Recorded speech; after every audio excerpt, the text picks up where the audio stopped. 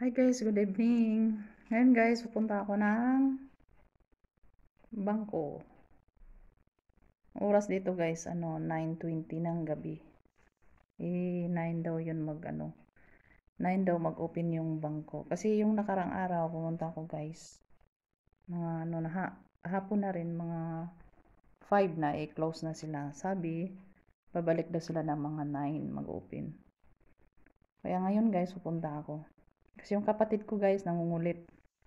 Nangungulit na sana daw yung padala ko. Ay nako.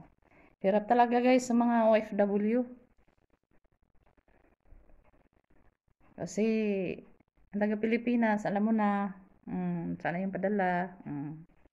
Sabihin ako, sige padala. Tapos hindi yung padala mga 2 araw, sisingilin ka na. Sana yung padala mo. Ganun na mga papel ng mga OFW dito guys. Diyos ko naman. Pero hindi ka nag-abroad guys, no? Doon ka lang sa Pinas, wala yatang mahingi. Kasi wala eh.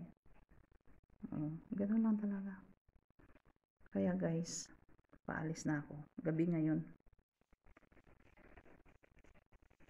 Tama-tama guys, day off ko naman. So, ayun. Dawar-dawar muna ako sandali. Sa labas.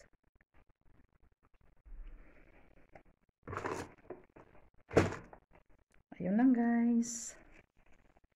Ingat mga ka-OFW dito sa Middle East o sa lahat sa buong mundo.